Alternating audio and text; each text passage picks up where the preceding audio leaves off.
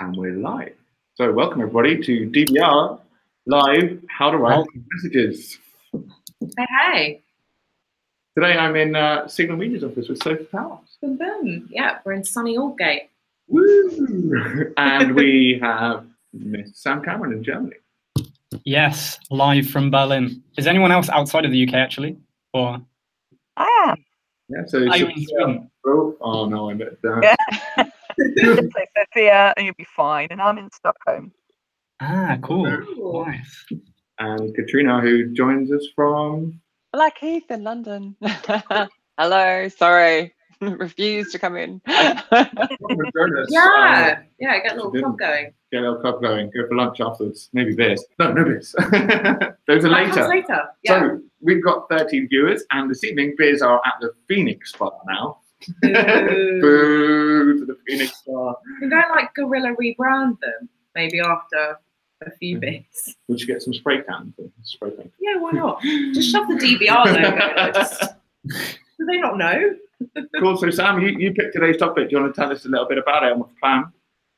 Yeah, sure. So today we're talking about how to write better messages, or helping people to write better messages in the context of reaching out to candidates. But I'm sure many of these techniques can also apply if you're a salesperson, or maybe actually pretty interesting for some salespeople to watch this video, because I feel there's a lot of lessons to be learned here, and we have some super experienced people.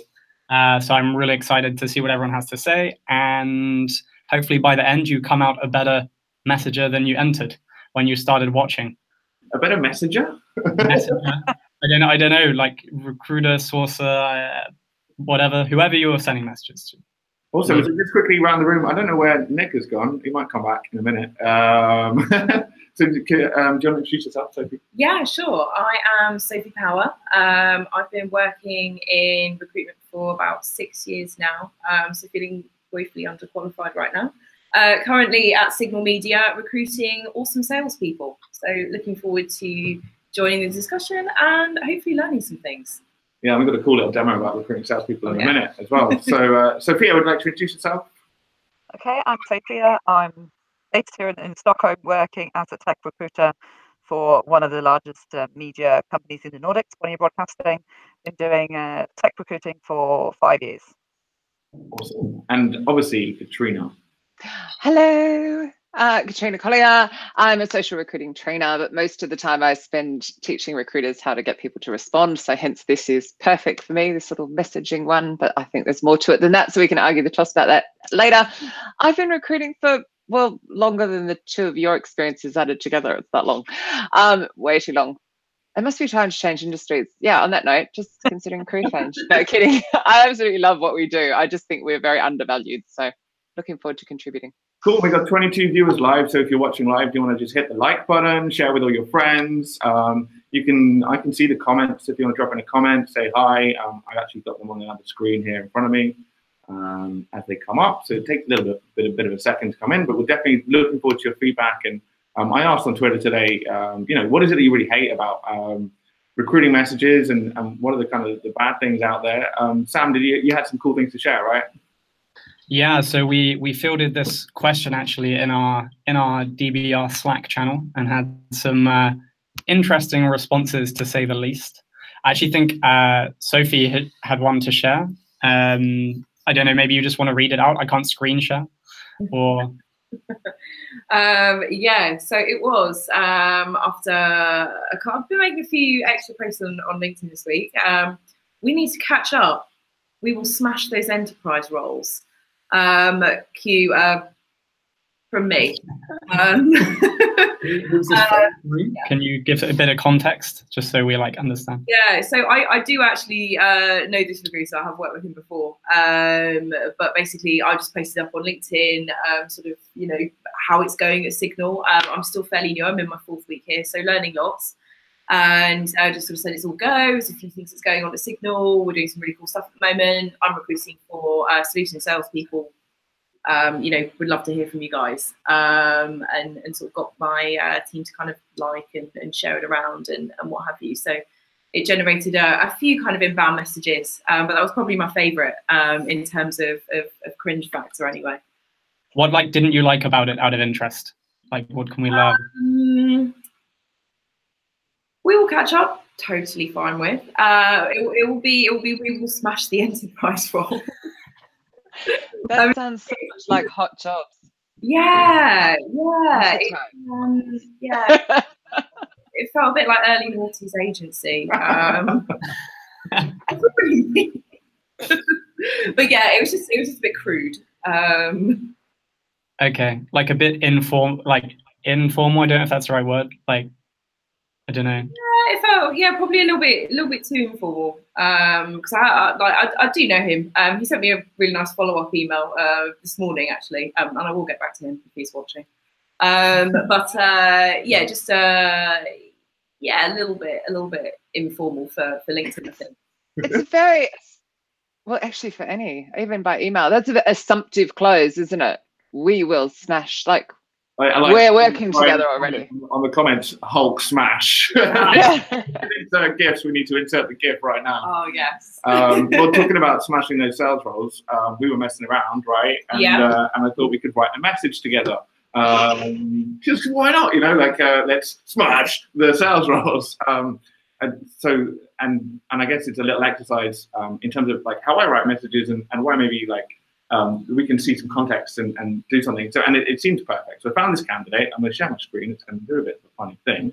I found this candidate and I'm going to show you how I write a message to them. So this is this bloke, Michael Burrows. He's connected with me on LinkedIn. So I find that when I'm messaging on LinkedIn, I much prefer to be connected with them first because there's probably some, we've either talked in the past or whatever. We go down his CV, we can see that, he's got the right experience, enterprise sales, worked at Hootsuite, worked at LinkedIn, actually, ironically. So, he's gonna be interested in messaging. And I really like the fact that on his top of his message, he says, I have command of the message fluent. Yes, so no pressure. No pressure. I can do it, command of the message, and it's kind of perfect. Sam, you touched on it, right? Like, salespeople are going to enjoy this conversation as much as recruiters, because this is the bit where we do the lead gen, right? This is the bit where we have to attract the candidate. Here, the command of the message means being audible, ready to define customer solution, blah, blah. I don't really know what that means. But I think it probably means that they're making sure that, they're there and they're making themselves visible, right? So I'm going to just literally write a message and be like, hey, I'm really interested in what this command of the message thing is. I'm writing a message. I'm currently recruiting for some senior salespeople. If it's a training trick you use to teach people. Yeah. You're not going to actually message that we're talking about how to message people. Actually, should we do that? Yeah. Inception. Let's go meta. This is so meta. It really is. Although, Mr. Michael, if you decide to respond, that would be great, just for the purpose of showing that this is successful. If you do watch this back. So what else did you pick up, Tris? I'm interested from his profile. So I think it's quite difficult with this guy, right? Because there's not actually much like personal stuff on there. I quite often, what I'm looking for on people's profiles is the silly things. Yeah. Right. And I think actually it's really cool because then we can talk about that thing that Katrina shared with us before the show. But there's not actually that much silly things on his profile. It's very, very professional, right? So so for me, like there isn't much more that I can do than pick up on exactly his skills and then say why I think it could be an interesting fit for the role that we're recruiting for, right? Yeah. So really interesting. You have command of the message. Gonna run low on battery there. Yeah, I just saw that. Yeah, that just scared me a little bit. That's all right. I've got my charger. I'm sure we can throw it in a plug in a second. But just for the purpose of this exercise, I was really interested to see if is it a sales technique to use often? Would love to find out. So you raise a really good point, Tris. Like, what should people do when there's not a lot of information outside of just the experience available to them? Like, what's your suggested approach? So my suggested approach is to pick on this thing, right? No one's going to write me a message about this.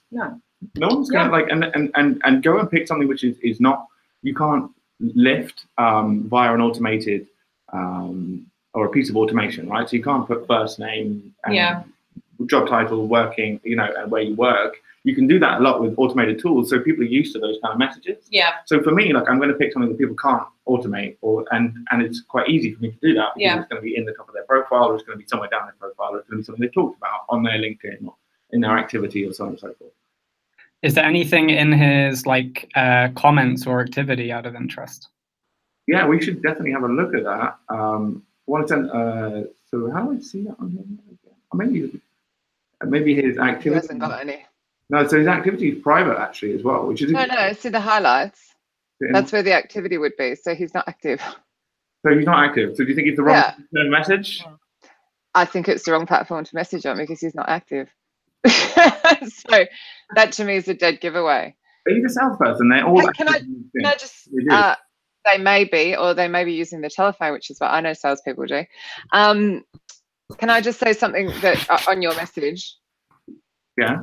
I do love the spelling correction thing that's like asking you desperately to fix for salespeople. Besides that, I do like that you've written, "Hi, Michael, comma, new line," like an actual using their first name.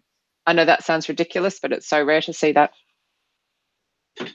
I don't understand why people feel that "hey" and not using a first name is acceptable. Yeah, I mean, I would always say hi, hi Tris, hi Katrina, hi Sam. Hi, not hey. Hey, hi, hello. Hey, comma, hey there, comma. I get all of it. It's like, hi, Katrina, comma, new line. Maybe I'm old, but yeah, it's like, it's manners. But it's also just the basics of actually referring, because then obviously that can be automated as well, but at least some proof that you're trying to personalize it is the first step in personalizing. Almost to the extent of me, I don't think first name is classed as personalizing, is just classed as that's the way. No, I don't. I was calling that manners. Just manners. Yeah. No, God, I would love you to put something more exciting than what's, No, but that's you shouldn't even have to say use first name. But you do. Look at all our messages we get. I actually had the best one, considering, because you can in LinkedIn, in the LinkedIn mails, get the greeting. So it says dear whatever first name or greetings first name, but that's in English. So I've actually had somebody write to me that the subject line was hey, which is hello in Swedish. Then it said, hey dear Sophia, hey. So they've used the kind of personalizing thing within InMail, which is in English, and then keep on writing hello again in Swedish, thinking I was just going to add my first name. It's like, well, if you don't know how to use the template, don't use it. Yeah. So cool. Send a message. I'm going to sort my charger out. Sam, you're in charge. So did he send his message? Is the suspense over? No, he still hasn't. We're on well. Now it's the suspense of the battery. Yeah. Are they going to be cut off? Are they not? That's the suspense right now. So Sam, can I answer your question? Oh, have we lost Sam? I think we might have lost Sam. Oh, Sam, we lost Sam as well. Okay. So can I answer Sam's question then? Go for it. So what I would do, because you showed this off air as well, didn't you, Tress, that you would Google their name, which I'm sure you're going to show again in a minute. Of course, we're not doing it because we don't want to kill the Wi-Fi, but like the Chrome extensions that don't upset LinkedIn. So go looking for, what are they tweeting about? Are they in the news? Have they put a Facebook update that's public out? That kind of stuff, and go look for some interests to including something they've just written or a tweet. I would be trying to get that in there. I think that's awesome, but I think that most people don't actually put that much out there. Don't you? No, I think the biggest challenge. Wow. I think the biggest challenge is that a lot of people don't actually post a lot of stuff. Like they're not on the web that much. So and that's quite interesting, because I tweeted this and someone tweeted back at me being like, the worst thing that recruiters do is make assumptions, but you have to make an assumption, right? Like you have to assume a certain amount of things about that person because you've only got a small amount of information. Most people, when you're recruiting, aren't like tweeting loads of cool stuff and like, But you can at least look and see. Yeah, because if they are, see, I completely agree with you. It's 2 seconds, so it's like spend that extra couple of minutes to save a hell of a lot of time down the line. Yeah, people stick to LinkedIn so much, and then personally, I never ever start looking for people on LinkedIn. I'll start elsewhere. I'll start on Twitter or wherever, or on meetups or anything. start in the other sources and end up checking out that on LinkedIn as well. But I never start there, so that you gather all that information that you can use. So you don't have to go from LinkedIn, try and find it. You find it somewhere else first. Yeah, I mean, what if you were able to say, "Oh, I saw you're in that meetup group, and there's a meetup coming up. Are you attending? Would love to meet you in real life. You know, I'm going." That kind of thing. Maybe something that sounded less creepy than what I just said, but how much that would stand out from sorry. Exactly.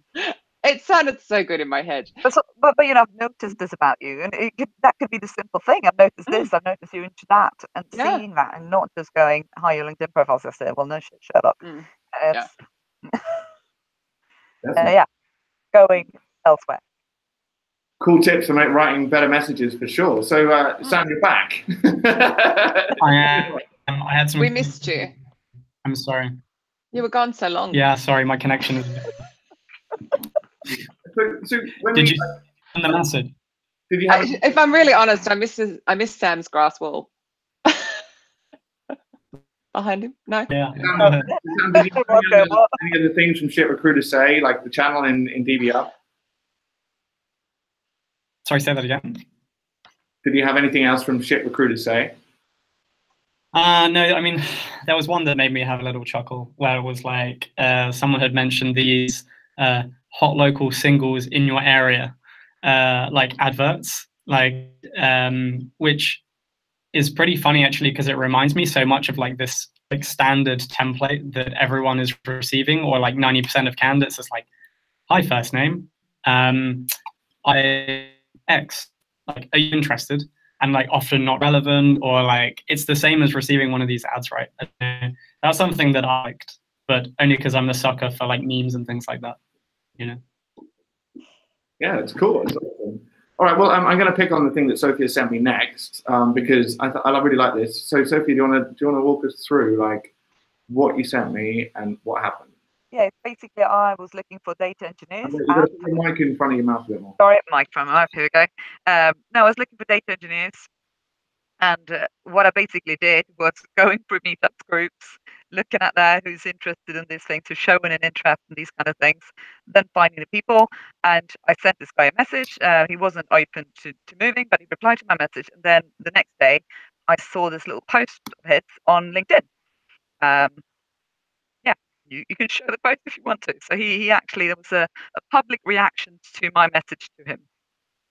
It's super cool. And what I really like about this is it'd be amazing if more recruiters learned this while reaching out. And I think, you know, the fact that you're acknowledging so much about them because you've done so much research there, right? Like, that's like that, you know, you were showing, like Sophie was showing me this message of like this person who hadn't done any research when they're talking to a candidate. Like, if recruiters learn how to do good research, and don't be too assumptive, don't be too like full on. If you want to write a better message, what you got to do is do a bit of research about the person. It's as easy as that. Maybe Googling, like Katrina said, but I think it's really cool, and people really appreciate it, right? Yeah. Like 85 likes. Did you ping him about it? Did you talk to him about it afterwards? I haven't yet, but my friend, like, he should have mentioned your name. I've actually commented on it saying, you know, this is about me. But but the thing is, like you said, doing a lot of research. I didn't do that much research, but it's just a little bit kind of, okay, I think he would be interested in this. And it's not making assumption. If you can't find enough information about somebody, you can say, look, I can't find that much information about you, but I found this, and that to me indicates this. Am I right? Am I wrong? You know, you can kind of ask the question, have I interpreted you correctly from the little things I know about you, rather than just assuming, here's a job that I think would be good for you. You know, if you can go, I think because of this, have I misinterpreted you? You know, you can engage in other things, you know, not just going, hi, here's a job, bye. That's incredibly human as well, what you're doing. I've seen this, I think it might mean this does it. Like, you're being quite vulnerable and asking for their feedback. Yeah. Rather than going, well, you have this, so do you want to work here? You're just kind of going, oh, you have this, what does that mean this? I like that. But it's like this guy who had this message, he just recently changed a job like 8 months ago. So I also said that, I know you just changed jobs, but, you know, I still want to reach out. You know, I appreciate you might not be open, but thought it was worth a try. And he appreciated that as well, not just going, oh, I changed jobs. You know it might not be for right now, but still reaching out anyway. And just, like you said, being human. You're thinking, Katrina, be human. Absolutely. that's all you have to do, and not just kind of, yeah, explain a bit more. Why am I contacting you? So was it a long message that you sent them? No. No? Because I got a question from Jack Freeman on Slack asking me, what is your ideal formula for like the perfect length of message? I was wondering if you have a thought in terms of how you formulate the message and how long it should be. It should be short, like short kind of paragraph. Why am I contacting you? As in, I've seen this about you, and then kind of, and also in terms from my perspective, what is it that I'm looking for, or what role is that I have, and not just I have this. This is like we are trying to achieve this, and this is why I think you fit, and that's pretty much it. These are the first message. Yeah. Yeah, I completely agree. So just the first. You follow up with more information. The worst is when you get the longest email, or kind of just a copy of the advert, or if you just get a link, you can apply here. It's like, well, hang on, you should send me a link and asking me to apply for a job I've not said I'm interested in. That has to kind of just go away. So just and also, sorry, Sophie. There's also that thing that if they're not immediately looking for a job right then and there, and you're specifically talking about one job rather than something in the future, or perhaps something along these lines, or then they're not going to respond either, because if they're not looking right then, they're just going to ignore it. And particularly women as well, because we're more inclined to want to have 100% of the skills required for the job before apply. So there's also that side of it. So more about what we as a company are trying to achieve, and why we're looking for people, and where we're going, and how they would help us, why I believe they would help reaching the company's goal, kind of thing. And come and help us solve some problems. And then they'll go, oh, what jobs? And then you can help them, But don't ever send a link to a job ad or post a job in the first message ever. Yeah. Perfect. Interesting. And so, because I think a lot of recruiters make the mistake that they're trying to put too much in their email. They're trying to put too many things. We've just talked about like making it like being open, like having a conversation, all that kind of stuff, and you suddenly get these emails which are super, super long, and quite boring to read, right? Like you need really short hook phrases to make that quite like open. Are you open to conversation? Those kind of phrases or hooks, or like, yeah, you've got to keep it short. Like for me, like I'm like 3 paragraphs maximum, keeping it short. And I'm going to think about the other thing I think about as well is where they're going to receive the message. Yeah. So I spend a lot of time on email putting work into the subject line, because that's the first thing they see. Yeah. Yeah, and if it's a Twitter message, I'm just going to send them a Twitter message of 140 characters. Yeah. Yeah, I try and keep it as short and sweet as possible. Like Sophia said about who we are, what we're working towards. This is why I reached out to you. Am I hitting the right lines? I usually, sort of something like that. And I have noticed as, sort of I've gone along as a recruiter and learned a lot. Let's put it. That's what we're here for, right? Some of my earlier candidates probably watching this thinking, what is she talking about? She sent me some terrible messages. I've noticed my messages are getting shorter and shorter and shorter, but my engagement is getting much better. And I think that, do you think there's an element of social proof there as well, because of your profile and your more experience? Yeah. And so they'll look at, like, the first thing, if someone sends me a message, I look at who they are that's sending me a message. Yeah, I mean, it's fair comment. It's fair comment. Okay, so why is it that you do that, Tress, yet the majority of recruiters have not filled out their profiles? Why is it that I do it? See, I find it staggering. We spend our days looking at people's profiles and then we don't fill out our own. So Sophie has social proof, so people want to talk to her. So it's like, it truly staggers me. They're just empty. I mean, I don't know. People haven't filled out their profile. I'm like, why have you not filled out your profile? What's wrong with you? Well, I know somebody who's very well respected in this industry, who shall remain nameless. Very, very, very top-notch sourcer, who very nearly didn't take her current job because the head of talent has a panda cartoon picture as their profile picture on LinkedIn. Oh. Yeah, she very nearly didn't take the job because she was like, if they can't take LinkedIn seriously, head of talent, LinkedIn recruiter, all that, Yeah. That's funny. I would always really remember who had a panda as their photo, actually. Oh yeah, I'm sure you guys can source the answer, but I'm so not saying who it is, just for, confidentiality. Sam, when you're training your team over at HelloFresh and talking to them, do you train them how to fill out their profile? Actually, no, to be honest. I'm gonna stick my hand up here and say no, I do not do that, and I should. So yeah, I think what I would say though is obviously I've looked at all their profiles before they've joined. So maybe there's an element of like pre-screening to that involved. Like, of course, if they have absolutely nothing on there, I'd be concerned as a recruiter. Yeah, like you've got to have at least your jobs. But you raised a really good point, which I want to touch on, about like the social proof. I think especially if you're in a little startup, like one thing I was used to do was actually, maybe I don't know if I should really say I did this, using the senior staff's LinkedIn's to message people all the time, like, because it's different when you get a message from the CTO or VP engineering or someone, you know, rather than a recruiter, because thousands of recruiters messaging, right? And almost you get so much more forgiveness around the message, I think, when you message from these. So ignoring the fact that breaches the user agreement, because it's an awesome suggestion, how did you gain the trust of that hiring manager to do that? Yeah, I mean, this is some smaller companies, naming no names. But yeah, I think when you're the only person hiring there and everyone's in the pulling in the same direction, you know, you have to do everything, right? And people are generally like, do whatever it takes to get these people in. But yeah, I think you need a high degree of trust. Yeah. Sure. But I do that in terms of the emails. We actually send a part of our like campaign is one email comes from the hiring manager, but it's through our system, and I've helped them write it. We've written it together, sort of, and sending out. So the hiring manager has written the message, but I'm in control of sending out through their, so it comes from their email. So the replies will go to the hiring manager and they will send it to me. So I think that's a really good thing. So I don't use their LinkedIn accounts to do it, but it's connected to their email accounts to do it. That's cool, and I'm totally an advocate of that. And you can actually set it up so you can send and receive from their email, right? If it's got links and stuff, and they have to approve it. And normally they will check the candidates that will contact us, not turning up somebody they actually know. So I'm like, hi, my, well, I know you. What are you doing? Remember when I messaged you?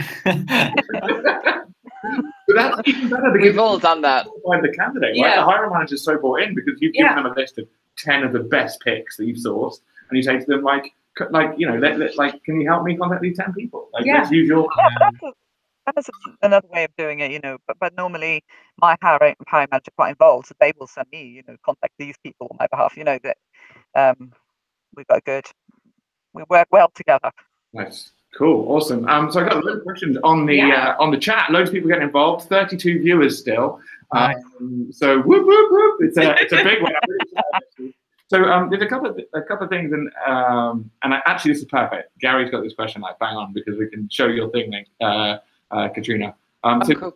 Gary's question is: has anyone experienced reduction in emails being responded recently because LinkedIn stop the message text appearing in the notification email, which bounces to your inbox? Yeah. And you know, is that affecting views and so on and so forth? Yeah. Katrina, I got a question, then we'll show you the thing. Yeah. Oh my God, I love this thing. Let me read this thing out though, because it's too cool. Like as well. It's quite short as well. I've turned off mine, and I think some of these guys have turned off theirs. I think most people have turned them off because LinkedIn themselves send so many emails, and then on top of that, you get the recruiter spam. So I think people have just turned them off. So I get nothing from LinkedIn. It's all off. I have to physically go in. So footing of what you just shared with me today, right? Like, yeah. So I'm going to read this out because I think it's brilliant. So this is Western Filman sends an email and singing badly at Google. What an awesome headline. It's going to get your attention, isn't it? Subject line. Hi, Paul. Hope you're having a good week. My name is Weston. I'm writing from People Operations team at Google. I was doing some research and noticed that some of my colleagues have reached out to you in the past. I'd love to find the right fit for you within Google, given your experience in 9 cat costumes, system architecture, Perl, and talking like a pirate. I must admit, telling people on the internet that they're wrong is one of my favorite things to do as well. If you're open to a chat about a new opportunity, let me know and we can find some time to chat. Thanks, Paul. Looking forward to hearing from you, and have a great Monday viewing lots of pictures of cats on the internet. Cheers, Weston. Perfect email, hyper-personalized, you know, just amazing. My problem with it is that, I've forgotten his name. It's gone out of my head. Paul opened it 11 months later. So he was sent it on the 13th of July 2015 and opened it on the 11th of May 2016. My other problem with it is the 6,000 retweets, because it's so rare that any of us, even back in 2016, were, oh, it's going to get retweeted again, love it, actually doing this. Right. So I use this a lot when I speak, because I'm like, it's awesome. This is brilliant. It shows that they've done their effort, you know, done their research, but they sent it on the wrong platform. They should have sent an email straight to his inbox. So I completely agree. And what a wicked share. And I think 2015 that was sent that email. Yeah, 11 months later. So he's a tech pod. He's highly sought after. He's been getting spam for 3 years now. And we haven't been reading it. So, Gary, I think, yes, people are not like that. People are reading your LinkedIn messages because, you know, people don't read LinkedIn messages much anymore. Like, unless you're a salesperson or a recruiter and you're sat on LinkedIn. Entrepreneur, marketer. Yeah, entrepreneur, marketer, growth hacker, whatever. Like, and unless it's your job to be on LinkedIn, like, no one really wants to go on LinkedIn. Well, like, when you think about the average user, like the outside of those industry user, what do they do on there? There's no visibility of posts. The groups are dead. The events, I mean, someone mentioned that in one of the groups that got taken away years ago. Crazy, right? So if you want to go to an event, you go look on Eventbrite or Meetup. There's like, what do you do on there? Most people just go, I put my profile now, I don't know what to do. Motivational videos from me and Gary V. Up your nose videos. You didn't do that this morning, thank God. Hey, on that, does anyone else get motion sickness from the running recruiter? Have you come across his videos? I cannot watch them. I've never seen it. They make me want to puke because they're going like this. Oh. Running does not resonate with me, so I don't think I'm the target audience. I'm going to find it. Also, running and talking, like what? Yeah, he's called the running recruiter. I'm sure you guys can source him. Yeah, I can't watch the videos. Awesome. We're going to have to chase it down and figure it out. I don't know how he sends messages. Yeah, I want to know. Well, he's running when he's sending his message. Yeah, I would just send him back a puking emoji. I'm just going to put it out there that we tested a lot of video messaging, and I've used it, and it works super well on any platform. Yeah. A secret little message hidden in YouTube, like on your YouTube channel. Yeah. It's amazing, and you can walk around the office and do it, and it's super cool. And even messages that you post actually as well. Yeah, I had a Thursday once. I had a video message instead of a cover letter, you know, and it absolutely nailed it. I was just like, I mean, as soon as I finished watching it, I picked the phone straight up and was like, oh my God, I love that video. Yeah. It was fantastic. Video is a great medium, definitely. So, I never understand why people don't send them on Messenger as well. It's free. There's 2 billion people. It's like, you can record it on your phone first and upload it and send it. Like, so on Facebook Messenger, get it. I've definitely run into problems where I've been blocked and marked as spam quite a lot on Facebook. Okay, so that goes back to, you have to have your bio filled out. You have to have a genuine profile picture. You have to have actual friends and stuff like that. So I have all of that, and people. Your bio is quite interesting on your Facebook, unless you've recently updated it. I may or may not have put it in my book. Yeah. Oh no. Though to what Katrina was saying earlier about the right medium, because for the majority of people, Facebook is personal social media. It's nothing to do with work, and a lot of candidates, the majority of them, I'd go so far as to argue, would probably see Facebook as their kind of their home world, and they don't want work things creeping into it. So I can empathise with that point actually about the spam and the candidates try and contact me. See, I know you're on a Facebook hiatus because you talked about that earlier, but I completely and utterly disagree. I think that to talk about something personal on LinkedIn, you get shot down, but to talk about work on Facebook, you usually get quite a lot of support from your friends, and it's always been the case. Obviously, it depends on your friends' network, very much so. But where all the great recruitment groups and the great sourcing groups and the great marketing groups and all that kind of stuff, they're all on Facebook. So there's brilliant groups on there keeping people active. And again, I think it's how you do the message and what your audience is. So, you know, we're often talking about tech professionals. Yeah. But if we're talking about nurses and plasterers and laborers and bus drivers and anything else where they're not on those other sites, you know, why not? Again, it's all in the approach. So, how should we message people on Facebook then, just out of interest? What's your guidance? Well, Yeah, Katrina. Make sure that your profile looks professional. Like, so picking on Tris for a second, profile picture's fine, cover's fine. But recruiter, nomad, ex-chef, now food porn fanatic, far more fun on Twitter, find me at trisrevill.com is too cryptic. So someone's going to get, oh, and you haven't got your job title, I don't think. Oh, maybe you do. I'm not seeing it. So someone's going to see your job title. So you've got to make sure you add that in and then have an intro that, so mine will say social recruiting trainer and that I'm dog mad and usually on a plane and stuff like that. But I'm very clear about where I work. And then it's the approach. I would absolutely send a video, which I'd record on my phone first so you don't cock it up, so that they get the ability to watch the video before they even accept your message request. So it's completely safe. They can check your profile out, watch the video. And I just think it's that. And the approach would be, look, hey, I know this is an unusual way to get in touch. Couldn't find you on any other channel. Would love to talk to you about opportunities here or whatever. Your career, where you're going next, that kind of thing. I'd keep it really light. Yeah, I like that. Challenge to everyone who's watching this. Send Katrina a video and see if she accepts it. Oh, that's really good. I'm really looking forward to new videos. I'll send you. I like that. I mean, hands up, I've never sort of taken that approach before. Yeah. Record it on your phone first, seriously, guys. Don't use the record button. You'll send people screenshots. I'm on your point about sending it to Katrina. Like, the best way to get your messages and get them on point is to send them to the people you're recruiting in your office. Like, you tested your messages on the sales director and say, hey, this is what I'm using. Does it work? I haven't actually. Yeah, I do a lot of that. Like, they go and putting it, And there's running it by your team and saying, like, what do you guys think? Having a brainstorm, do that regularly. But yeah, try it on some of my sales teams. Didn't Mark Lundgren have a 70% response rate when they switched to video, like using Bomb, and I can't think his other one that he's been using as well? I don't know, but and Sam, you just shared a load of stats. So if you want to talk us quickly through the Lean Learner blog, and I'll share it up on the screen. Yeah, for sure. No, I was going to mention, I think anyone who's looking at messaging, this is like a must read, or like one of the I know it's like famous is the right word, but it's certainly like a really popular blog that was, when was this actually published? 2014. Ago. Yeah. Way back, 2014.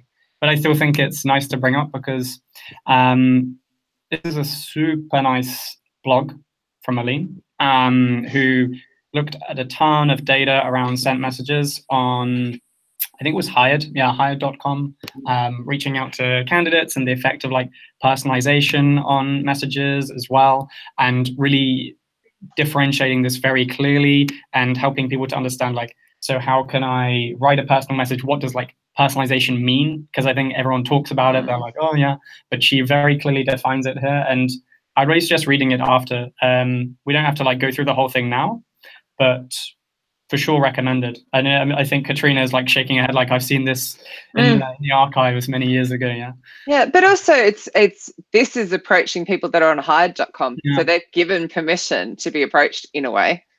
Whereas you never forget there's lots of people on LinkedIn who aren't actually looking for a job, which goes against the entire thinking of most recruiters. But, I'm certainly not looking for a job, and I never joined it looking for a job either. So I'm not the only person that feels that way. So just something to also think about. So, but I completely agree with the hyper personalization. This is an awesome blog.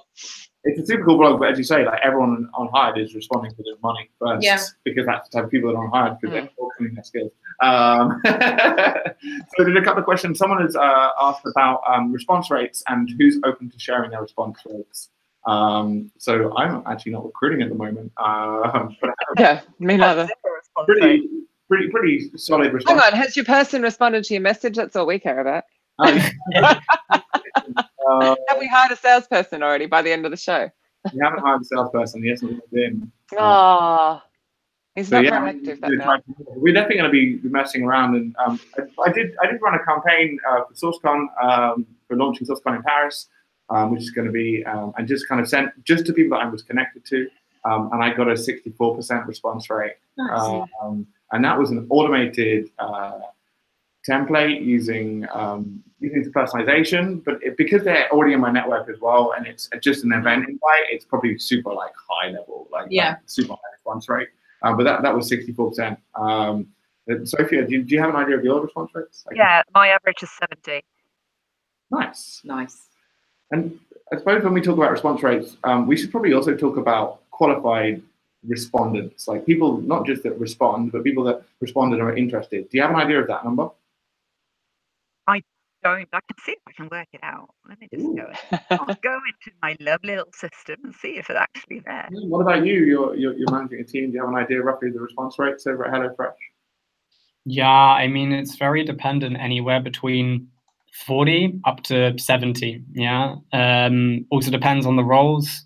Find with more senior roles are much better, actually, interestingly enough.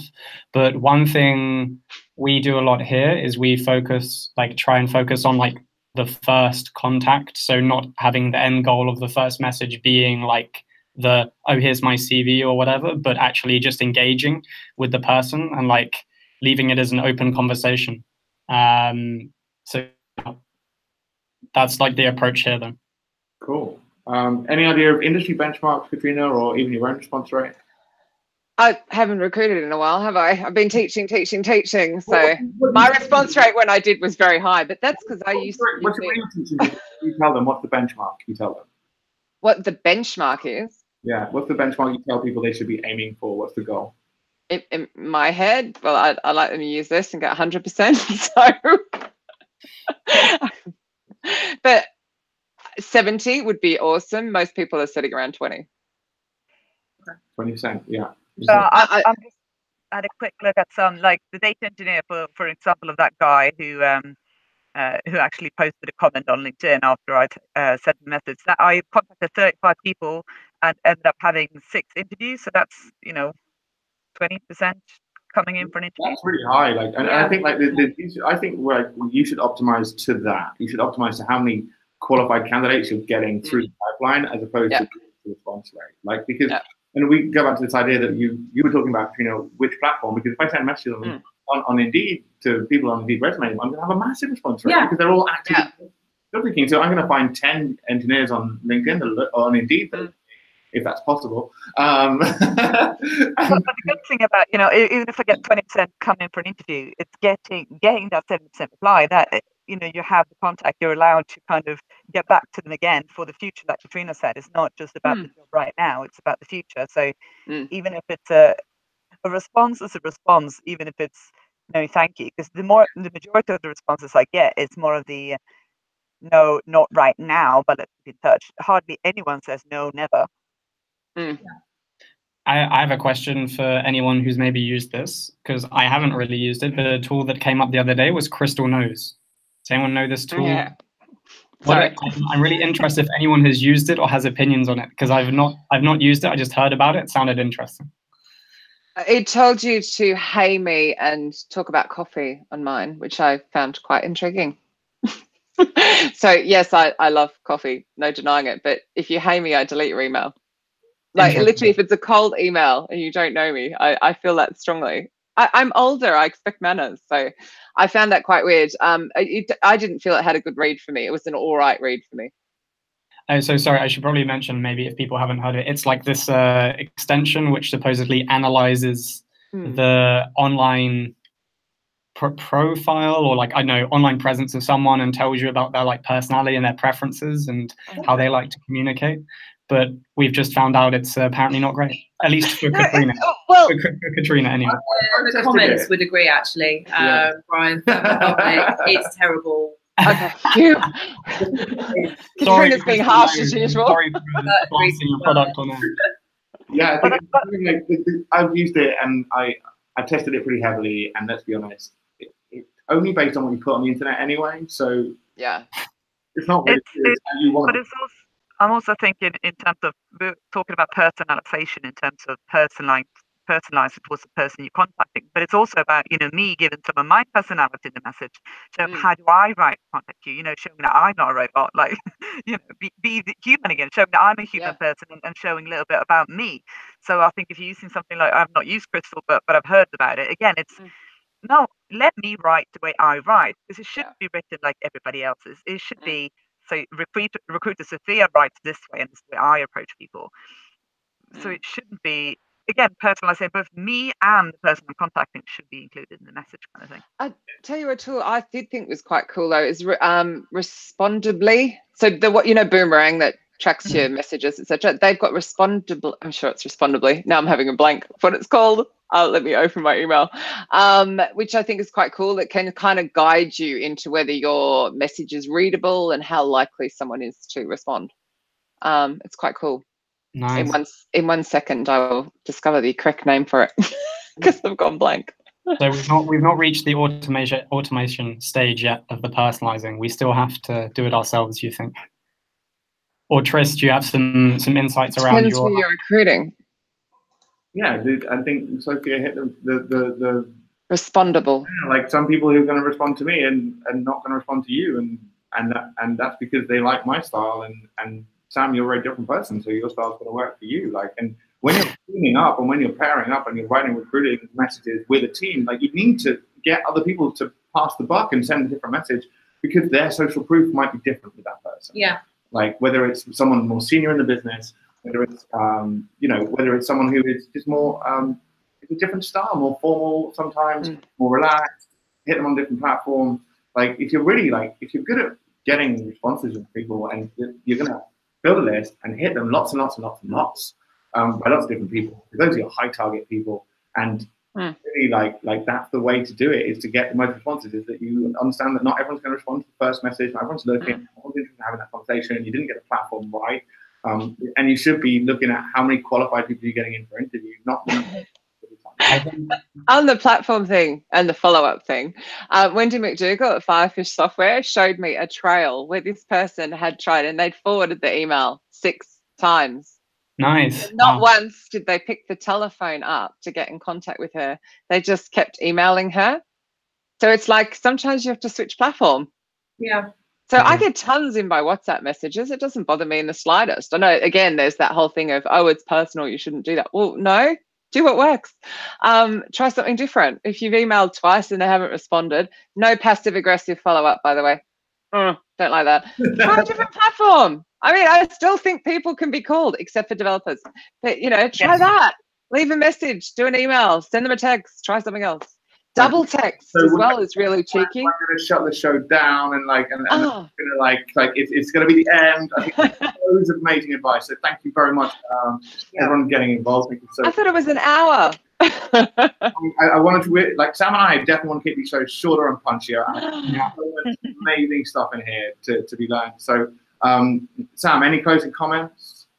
I think to summarize, maybe I think what did we learn would be a nice summary. So at least my takeaway, number one, it's also about the time you're messaging. So maybe you just caught them at the wrong time, and follow-up is definitely useful to personalize your messages. I think Sophia raised a really good point, you're a human talking to another human. Yeah. And then number 3, I'm gonna hot potato you and ask you for number 3, Tris. I'm going to go with Katrina. So, to be brave, pick up the phone. I'm happy that we're advocating that. I think it's really important. I think there's so much stuff we've talked about. If you can't write a good message, practice on me, practice on us, practice on. Gotcha. Figure out Be bold. Send me a message. Send me a message. Yeah, don't hate me. I'll delete it. I'll put them on Twitter and I'll tag you. Plus points if you mention that you watched the show. Ultimate personalization. Yeah, awesome. Great. I'm going to turn the broadcast off. So thank you very much, everybody. That was awesome. Thanks, guys. Bye. Thank you. Bye. Bye. You don't